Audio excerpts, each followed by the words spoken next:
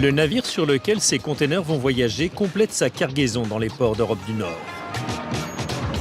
Le Christophe Colomb est l'un des plus gros porte-containers au monde, avec 16 000 boîtes à pleine charge.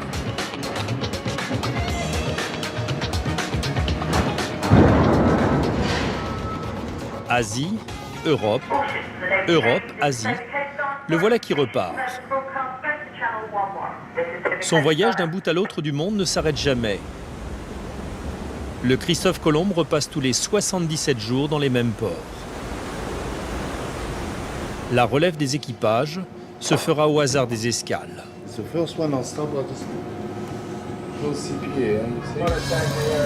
Le port du Havre est en vue. Le Christophe Colomb fait son entrée avec 8 heures de retard. Notre conteneur de pied de port n'est plus très loin.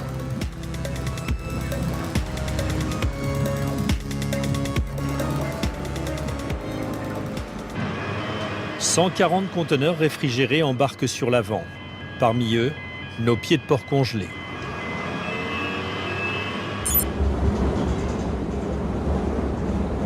Ce mastodonte d'acier avec ses 250 000 tonnes de fret ne s'arrête que dans quelques ports. Moins d'une dizaine au programme. C'est toujours clair hein, pour le trafic entrant, le petit pêcheur, le cabotiteur qui arrive là. Le commandant Robin et son second Johan vont veiller à leur tour sur les marchandises et la bonne marche du navire. Le troisième homme qui compte à bord, c'est Francis. Il est le responsable des reefers, ces conteneurs tout blancs pleins de marchandises réfrigérées. Ce qui est important pour nous, c'est de surveiller la température des reefers, faire en sorte qu'ils fonctionnent correctement pendant tout le voyage jusqu'au déchargement dans les ports. Ce sont des marchandises de grande valeur à l'intérieur? Oui, on peut le voir sur les papiers. Parfois, ils contiennent des médicaments, parfois des crevettes, parfois du fromage et même des circuits imprimés. On peut consulter les documents, je vais vous montrer. Ce conteneur, par exemple, va à Corfacan. Il a été chargé à Zeebrugge, en Belgique, et il contient des légumes. Celui-ci, on a du champagne. Il va à Dubaï, via Corfacan. Il a été chargé à Zeebrugge aussi. La température est de 13,5 degrés. Il est juste rafraîchi.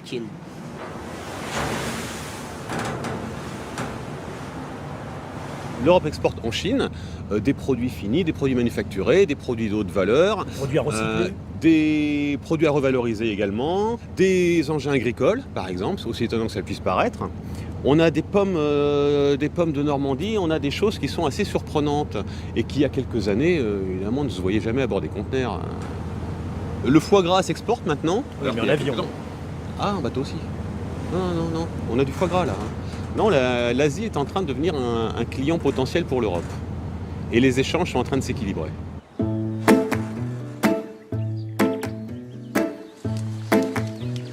Plus original, le destin de ces roses cueillies au petit matin dans la vallée de Senir, en Turquie ou en Bulgarie, le pays voisin. Elles aussi embarqueront sur le Christophe Colomb à l'escale de Malte, au cœur de la Méditerranée. Des centaines de tonnes de pétales distillés. Une matière première d'exception que les grands parfumeurs français s'arrachent pour la revendre aux quatre coins du monde.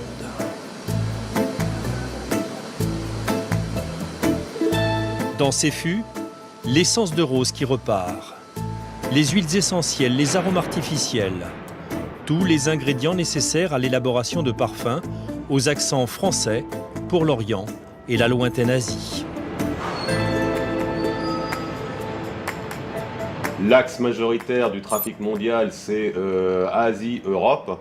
Donc toute la route de l'Europe à l'Asie, incluant la Méditerranée, la mer Rouge, l'Indien et la mer de Chine, est ce qu'ils appellent une autoroute. C'est la ligne la plus chargée au monde, au niveau trafic maritime. Il n'y a pas de péage sur ces autoroutes? Il n'y a pas de péage, c'est dingue, hein. C'est dingue. Sur l'autoroute de la mondialisation, il n'y a pas de péage. Un seul péage tout de même entre l'Europe et l'Asie, et pas des moindres.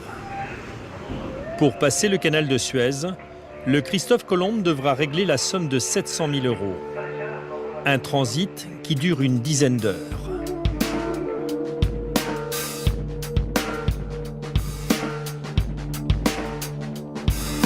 À gauche, l'Asie. À droite, la rive africaine.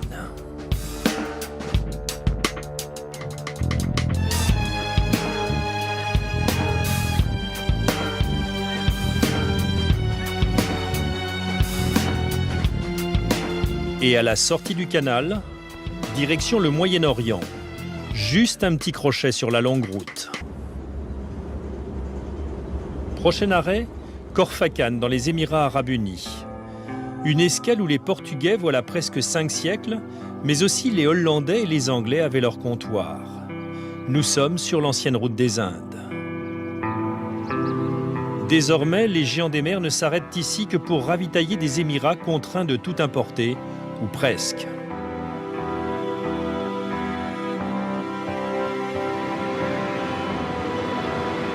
« 7000 containers à décharger, 3600 à embarquer. 36 heures d'un incroyable balai, réglé au millimètre.